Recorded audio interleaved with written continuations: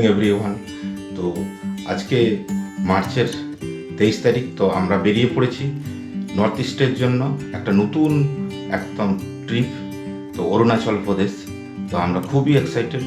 আমাদের এখন ব্যাগ সব বাইকে প্যাক হয়ে গেছে। তো এখন ঘড়িতে প্রায় 4টা বাজতে 15 মিনিট বাকি আছে। তো আমরা ফুল একদম রেডি, এখন বেরোবো। আর আজকে আপনাদের সঙ্গে এই ট্রিপের রাস্তা এবং রুট, যে নতুন রুট NH12, নিউ 12, ওল্ড 34, এই সম্পর্কে পুরো ডিটেলস এবং এখান থেকে শিলিগুড়ির কি টাইম লাগবে এবং সব কিছু আমি ডিটেলস করব। তো আপনাদের আরেকটা কথা বলে রাখি, এবার কিন্তু আমার যে পার্টনার, যে পিলিয়ান, সেটা কিন্তু অন্য কেউ নয়, আমার নিজের ওয়াইফেই যাচ্ছে। তো চলুন, রাস্তাতে দেখা হচ্ছে। এখন আমরা লেক টাউন পৌঁছে গেছি। এই লেক টাউনের যে ওয়াচ টাওয়ার, তার মানে ক্লক টাওয়ার, সেখানে পৌঁছে গেছি। তো মাত্র 20 মিনিট জার্নি করেছি। তো চলুন আগের দিকে। এখনও রাতের অন্ধকার আছে, আর আমরা দক্ষিণেশ্বরের দিকে যে রাস্তাটা গেছে, যেটা হাইওয়ে যাওয়া যায়, তো সেই রাস্তা বাদ দিয়ে আমরা চলেছি এখন বারাসতের দিকে এবং NH12 ধরবো। যে নিউ NH12 হয়েছে সেটা ধরার জন্য। তো সেই রাস্তাটা শুনেছি আগের থেকে অনেক ভালো হয়ে গেছে। তার মানে ফ্লাইওভারগুলো ম্যাক্সিমাম একটা হলেও চালু হয়ে গেছে। তো ওয়েদার তো খুব ভালো আছে, একটু ঠান্ডা ঠান্ডা ভাব আছে, গাড়ির এত চাপও নেই। আমরা এখন মধ্যমগ্রামের দিকে চলেছি, তারপর বারাসাত, তারপর জাগুলি, রানাঘাট, কৃষ্ণনগর, বহরমপুর, এইভাবে যাব। তো এই রাস্তা দিয়েই যাব। রাস্তা শুনেছি, আমি ভিডিওতে দেখেছি যে রাস্তা খুবই ভালো। তো চলুন রাস্তা আপনাদের দেখাচ্ছি। কিছুটা সিঙ্গেল রাস্তা পাওয়া যাবে, তবে 20 কিলোমিটার মতো। তো যাই হোক, সেটা মানিয়ে নিয়ে চলতে হবে, কিছু করার নেই। কারণ না হয় বর্ধমান দিয়ে যেতে হলে অনেকখানি ঘুরতে হবে। তো চলুন আপনাদের রাস্তার আপডেট দিতে যাই। এখন বারাসতের ডাকবাংলো মোড়ে এসে গেছি। তো এখানে কিছু গাড়ির চাপ আছে, কেন সামনে রেল ব্রিজ আছে, তো সেই জন্য একটু গাড়ির চাপ আছে। কিছুটা ওভারটেক করে নিচ্ছি বাঁ দিকে, কিছু করার নেই, কারণ না ওভারটেক করলে পিছনে দাঁড়িয়ে থাকতে হবে। এই বড় গাড়ি নড়তেও চায় না, চড়তেও চায় না। তো চলুন এই ব্রিজটা পার হই, তার মানে লেভেল ক্রসিংটা পার হই, তারপরে আপনাদের সঙ্গে দেখা হচ্ছে। আমরা ঘন্টাখানেক মতন জার্নি স্টার্ট করেছি। তো এখন এসে পৌঁছে গেছি যেখান থেকে বনগাঁ বাঁকা হয়। এই যে এই ডান দিকের রাস্তাটা বনগাঁর দিকে গেছে। তো এই রাস্তা ছেড়ে আমরা এগিয়ে যাচ্ছি কৃষ্ণনগরের দিকে। তো চলুন। আর এখন কোথাও তো দাঁড়ানো যাবে না, কেননা এখন তো রাতের অন্ধকারও আছে, তেমন করে বিশেষ কিছু দেখানোরও নেই, এবং টাউন এরিয়া এগুলো যাচ্ছি, কি করা যায় আর। এখনও আমরা 2 লেন হাইওয়ে মধ্য দিয়ে যাচ্ছি। এখনও ওই সিঙ্গেল রোডটা আসেনি, তবে কিছুটা আগে ওই সিঙ্গেল রাস্তাটা পাওয়া যাবে।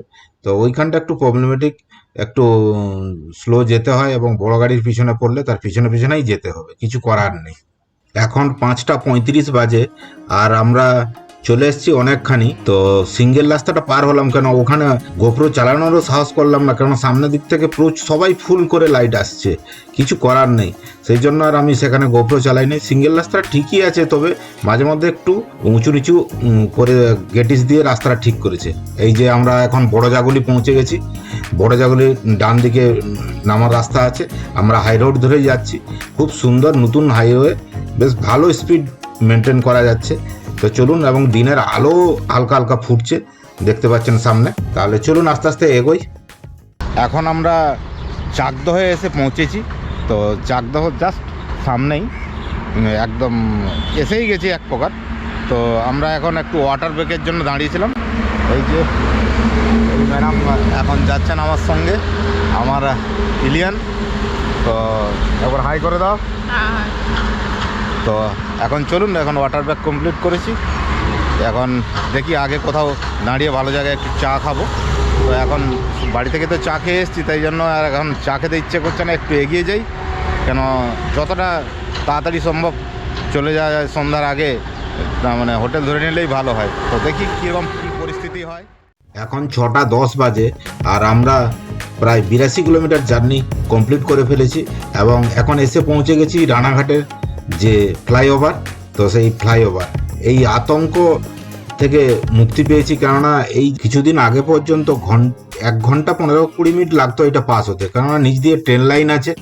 ওই ট্রেন সবসময় এখানে ঘন ঘন ট্রেন আছে, আর বড় গাড়ি ছোট গাড়ি প্রচুর জ্যাম হতো এখানে, একদম দম বেরিয়ে যেত, এত জ্যাম থাকতো। তো একটা সাইডের রাস্তা ছেড়েছে, তো চলে যাবে, মোটামুটি পার হওয়া যাবে সুন্দরভাবে।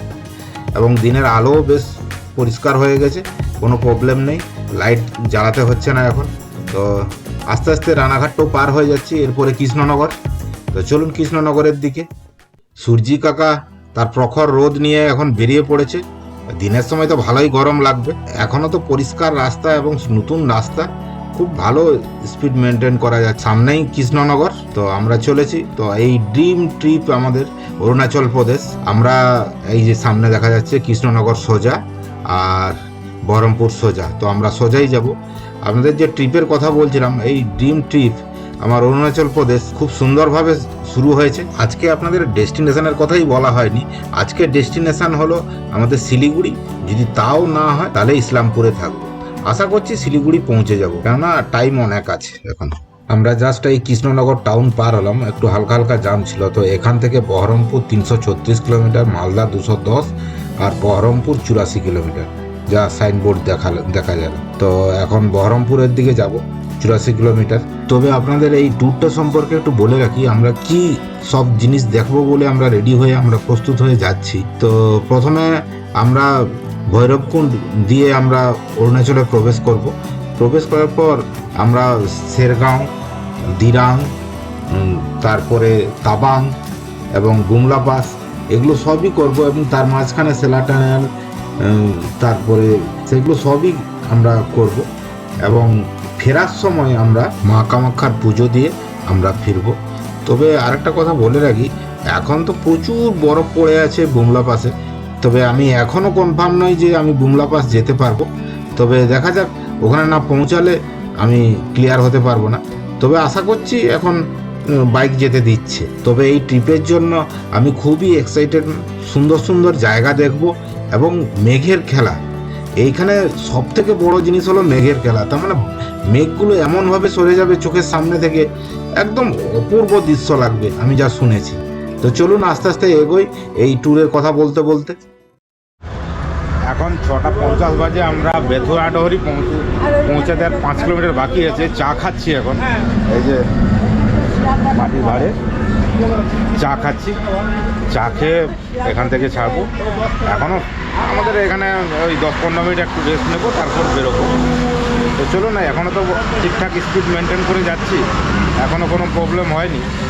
তো জাস্ট বেথুয়াডহরি আর 5 কিলোমিটার বাকি আছে। তো চলুন তাহলে। এখন 8:25 বাজে, আর আমরা 165 কিলোমিটার আমাদের জার্নি কমপ্লিট হয়েছে। তো এখন আমরা সেই বিখ্যাত পলাশি এসে গেছি। ওই সামনে দূরে দেখা যাচ্ছে, ওটা পলাশির যে স্মৃতিসৌধ, এই স্মৃতিসৌধটা দেখা যাচ্ছে এই যে ব্লু আকারে বাম দিকে। তো এখন এই পলাশি যুদ্ধ সম্পর্কে তো সবাই জানেন, এবং সেই পলাশি যুদ্ধের সেই স্মৃতিসৌধ এখানে আছে। তো আমরা এখন এগিয়ে চলেছি, এবং দূর থেকে এই পলাশির এই স্মৃতিসৌধ দেখে এখন বহরমপুরের দিকে।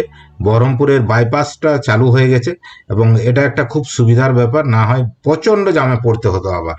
এখন 9:40 বাজে, আর আমরা বহরমপুর পৌঁছাতে আর 7 কিলোমিটার বাকি আছে। আর আপনার ডালখোলা 260 আর মালদা 135, তাই তো সাইনবোর্ডে দেখলাম। তো মোটামুটি ঠিকই স্পিড মেনটেন করে আমরা চলেছি। তো সামনে কোথাও আমরা এই মোড়গ্রাম পার করে কোথাও ব্রেকফাস্টটা করে নেব, কেননা 10টা সাড়ে 10টার মধ্যে তো আপনাদের করতেও হবে। আমরা এখন বহরমপুর বাইপাসে এসে গেছি। বাইপাস বলতে এই বাঁ দিকের যে রাস্তা, এই রাস্তা টাউনের দিকে গেছে। তবুও আমি একবার জিজ্ঞেস করে নেব, এই সামনে পুলিশ আছে, পুলিশকে জিজ্ঞেস করে নেব। স্যার বহরমপুর এই ভিতরের রাস্তা গিয়েছে না ওইটা বাইপাস দিয়ে? আচ্ছা ঠিক আছে, তো আমরা এই বাইরের রাস্তা দিয়েই যাব। তো চলুন। আমরা এখন বহরমপুর বাইপাসে দাঁড়িয়েছি একটু চা খাওয়ার জন্য। একটু মাঝে মধ্যে একটু দাঁড়িয়ে যেতে হচ্ছে, কেননা এই সীমা তো নতুন, একটু দাঁড়িয়ে দাঁড়িয়ে যাচ্ছি, দেখছি যাতে প্রবলেম না হয়।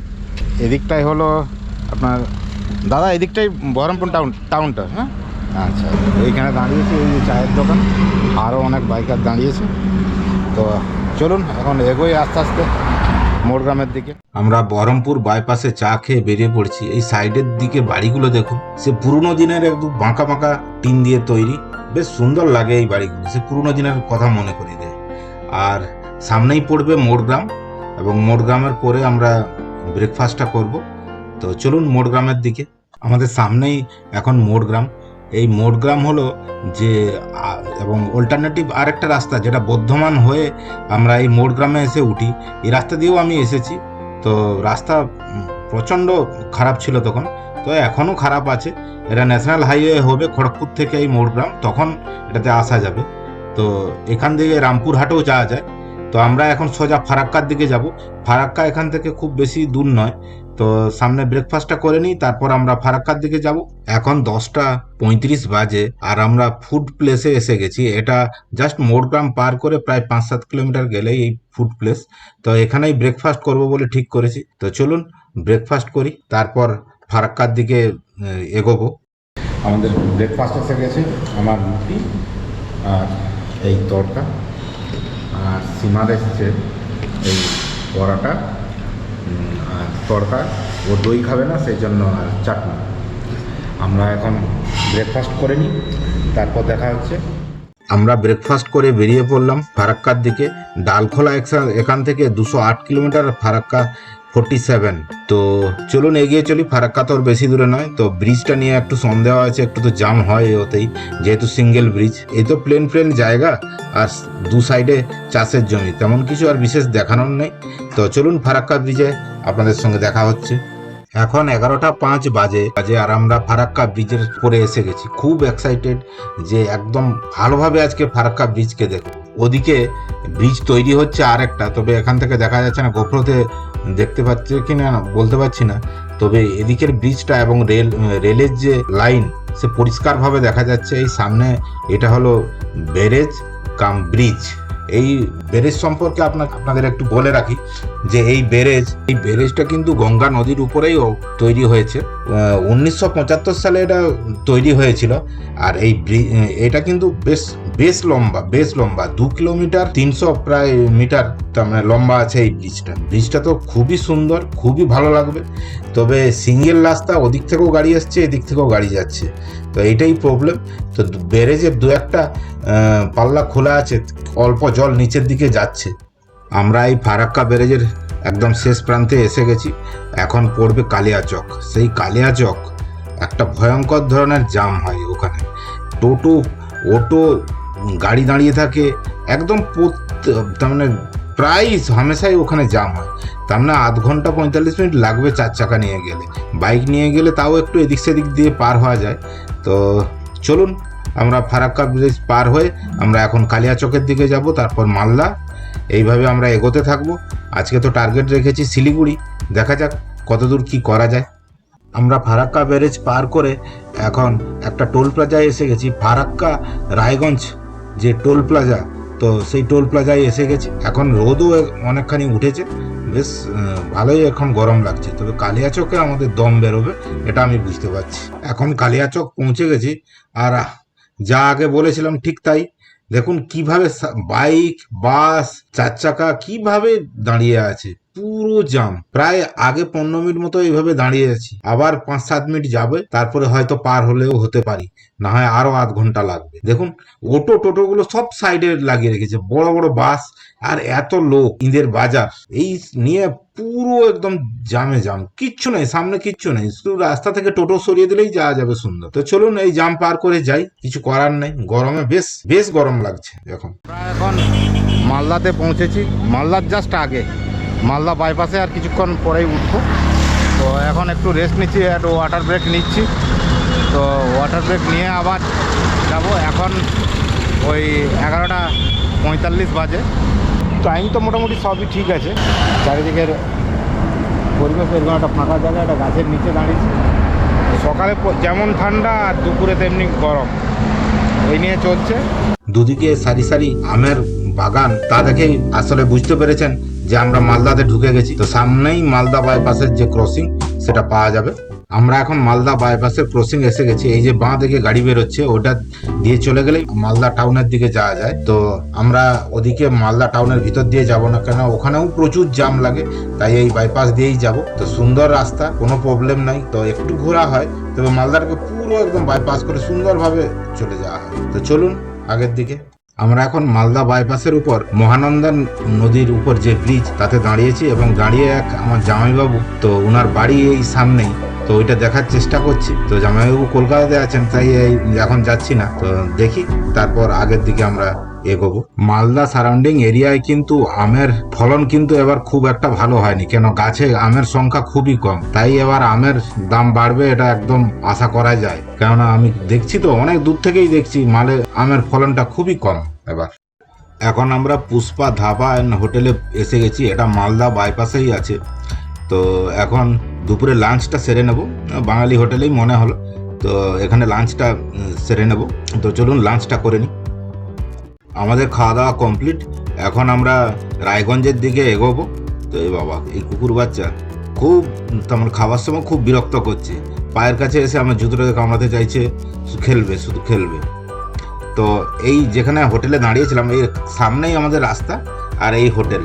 তো খাওয়া দাওয়া আমাদের কমপ্লিট, মোটামুটি রিজনেবল রেট। তো চলুন এখন রায়গঞ্জের দিকে। মালদার পরে পরে আমরা ফুয়েলাপও করে নিয়েছি আমাদের লাঞ্চের পরে। এখন অনেকখানি চলে এসেছি, মালদা থেকে প্রায় 50 কিলোমিটার চলে এসেছি। এখন আমাদের রায়গঞ্জ 22 কিলোমিটার আর আপনার ইটাহারা 8 কিলোমিটার। তো আমি শুনেছি যে রায়গঞ্জ যে বাইপাস, সেটা কিন্তু এখনো চালু হয়নি, একটা লেনও চালু হয়নি। তো টাউনের ভিতর দিয়ে যেতে হবে, আবার সেই জামের মধ্যে পড়তে হবে, কিছু করার নেই। চলুন রায়গঞ্জ টাউনের ভিতরে ঢুকি, দেখি কি রকম জাম আছে, তারপর রায়গঞ্জের পার হয়ে আবার কিছুক্ষণ রেস্ট নেব, তারপর ডালখোলার দিকে যাব। এই যে আমরা ফ্লাইওভারের নিচে দিয়ে যাচ্ছি, এটা কিন্তু সোজা রায়গঞ্জকে বাইপাস করেছে, কিন্তু এই রাস্তাটা চালু না হওয়ার জন্য আমরা এই যে ডান দিকে ঘুরে আমরা টাউনের ভিতর দিয়ে আমাদের যেতে হবে। সবই গাড়ি, বড় গাড়ি ছোট গাড়ি সবই ওটা দিয়ে যাচ্ছে। তো চলুন এখন এই জামটা একটু পার হই, এই রায়গঞ্জ টাউনটা পার হলাম। এই সাইডের দিকে বড় বড় যে বট গাছগুলো, এগুলোতে শীতের সময় প্রচুর পরিমাণে পাখি আসে, এই পাখি দেখার জন্য প্রচুর পর্যটক আসে এখানে। তো এই যে নদী নয়, ঠিক বড় নালার মতো, তো এটা পার হচ্ছি এখন। রায়গঞ্জ যে টাউনের ভিতর দিয়ে যাওয়ার রাস্তাটা, এটা খুব সিঙ্গেল রাস্তা, তাই প্রবলেম হয়। তো চলুন আমরা রায়গঞ্জ টাউনটা পার হই। এখন 2:55 বাজে, আর আমরা রায়গঞ্জ পার হয়ে প্রায় 5-10 কিলোমিটার এসে একটা বিশ্রামাগারে এখানে একটু বসেছি। রাস্তা এখানে ভালো, আর আমার বাইক এখানে দাঁড়িয়েছে, আর আমরা এই বসেছি। তো একটু 5-10 মিনিট একটু রেস্ট নিয়ে আবার আমরা ডালখোলার দিকে চলবো। ডালখোলা এখান থেকে 22 কিলোমিটার, একদম কাছেই।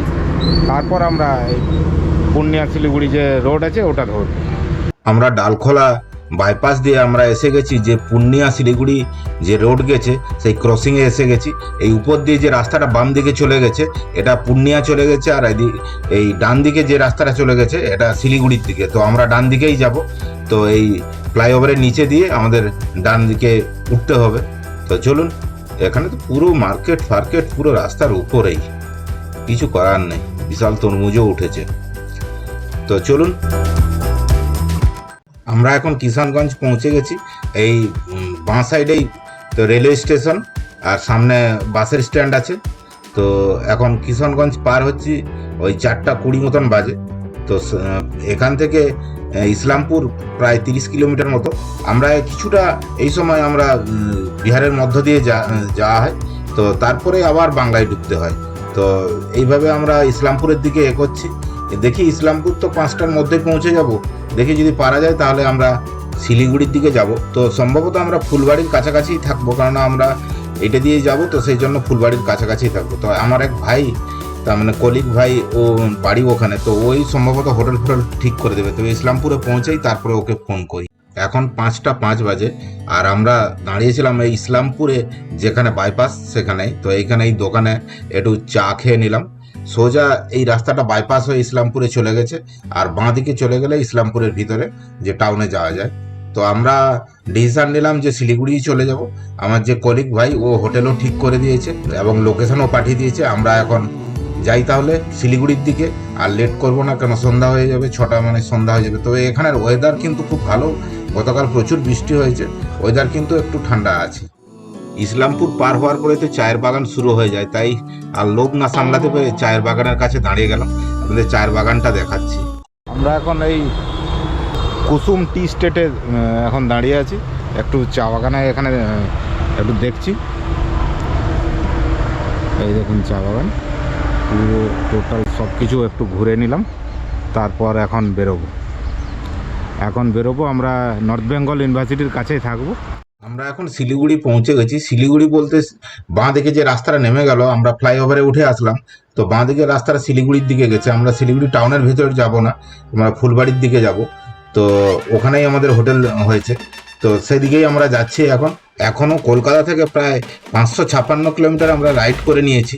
তো এখন নতুন পিলিয়ান, তারও প্রবলেম হচ্ছে। তো সন্ধ্যার তোমার 6টা 10-15-এর মধ্যে আমরা হোটেল ঢুকে গেলেই ভালো। তো আমিও খুব অ্যাডজাস্টেড যে নতুন পিলিয়ানকে নিয়ে সবসময় একটা মনের মধ্যে একটা ঘুরতেই থাকে। তো চলুন হোটেলের দিকে। তো নেক্সট এপিসোডে আপনাদের হোটেল এবং কোথায় থাকছি সবই আপনাদের ডিটেলস করব। চলুন তাহলে, দেখা হচ্ছে নেক্সট ব্লকে। বাই।